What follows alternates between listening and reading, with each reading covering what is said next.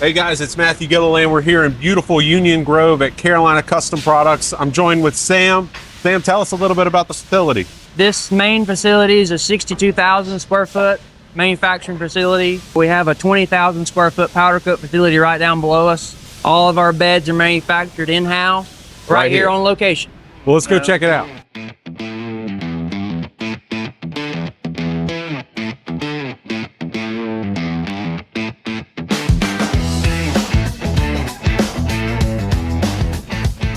So what I'm standing next to right now is a CO2 laser. So this takes a CO2 nitrogen gas mix, and it actually makes a laser, and it is able to cut flat plate. We can cut 1-inch thick material here. Wow. So this is cutting 3/4 inch right now. But what this allows us to do, lasers, CO2 or fiber optic, either one, are way more precise than a plasma table, a water jet, or any of that. We can control hole sizes in the 5 to 10 thousandths of an inch range. The fiber is even more tight tolerant, and I'll show you that now. This machine functions. It's taking a fiber optic cable and actually forming a laser through the fiber optic cable. Wow. So that's why it's called a fiber optic laser, but it's actually forming a laser beam from the cable. Now, what that allows us to do, unlike a CO2 machine, where you're bouncing a laser from mirror to mirror, this thing don't have mirrors, so you're able to run much faster. It's faster than that one over there. 10 times on the thin stuff. Holy cow. On the thin stuff. On thinner stuff, it is 10 times. You couldn't run an inch thick in here? I can actually cut 1.5 inches here. Wow. We generate 40,000 pounds of scrap a week, and that's just from our laser department. That is great. Now that's most people be like, why are you being cocky about scrap? It's not scrap that's in its tore up or wasted parts. It's scrap that's in byproduct from cutting. We can see through here. Now this is a 3/8 thick plate right now. That you understand, watch how fast that thing's moving, and that is a 3/8 of an inch cutting thick. right through it, like butter. So this thing is actually magnetic. It has magnetic linear drives all over it. That's why it moves so quick. This is cutting. You haven't saw it move rapid yet. When it's up and it just moves, it moves that quick. So our cement here has to be 8 inches thick, because this thing will bust the cement. It moves so quick. We'll come around here. All right. And we'll get a video of him bending. A lot of the times you will set up first part, we'll go and measure. He just measured the angles and such. We may have to tweak where the pressure is and how much overbend, because you gotta understand, metal and aluminum, any steel or aluminum, has what we call spring back.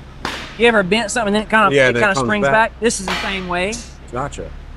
Now that's also a 3/8 plate. Yeah, I was about to say, I think that might be the flatbeds.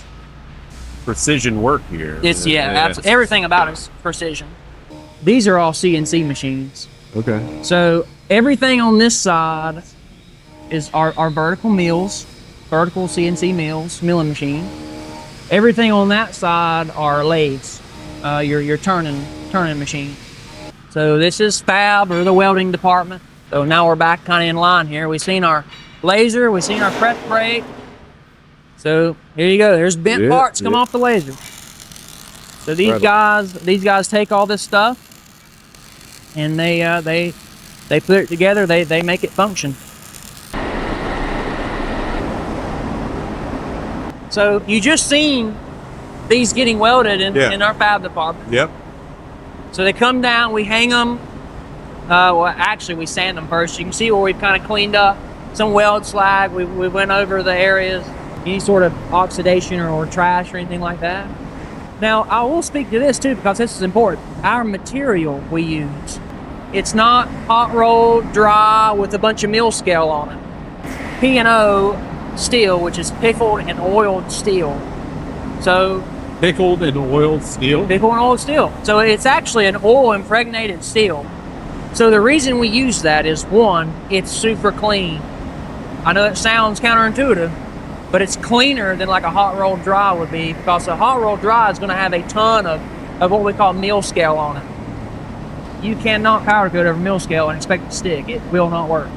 So you're forced to sandblast it. Gotcha. This is so clean, and it's more of a more uniform mixture for the actual steel itself also. It's cleaner for our lasers to cut because we don't have mill scale on it. And when it gets down here, it's cleaner for us to do it too, because when we wash it with our acid, the oil comes off of it. There is no oil now. Really? That's what the acid's designed to do. Yeah. It's all about the prep work. That's the foundation. Now, step 2, you have to use a quality powder.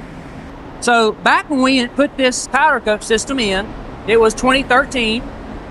This was the 3rd largest powder coat oven and booth on the East Coast. We were behind Freightliner and Honda Jet. A lot of people don't even understand what powder coat is. Powder coat's a powder. That's why it's called powder coat. Now there's a electromagnetic, right? That helps it. So it is. This system uses air and electricity to put a negative charge in the powder coat. We'll go in the booth. All right. They're spraying. This isn't toxic, but it's dust, so Yeah. I don't breathe a whole lot. So the way this works, this whole entire booth, the racks and everything are grounded. There's huge ground rods outside of this booth. Attract Right to to it. the steel. Gotcha. There is 3 on this side, 3 on this side. Wow. A lot of grounds. The spray gun system is on that ground, and the booth itself is grounded. So all these racks and stuff are already grounded Gotcha. to all that. Dew source, we really pay attention to American-made product. Including your logo. Yep, Yeah. yep, that's molded and pressed in America. All these are actually local, like our stickers for our work lights and stuff. Even our steel is domestically sourced steel.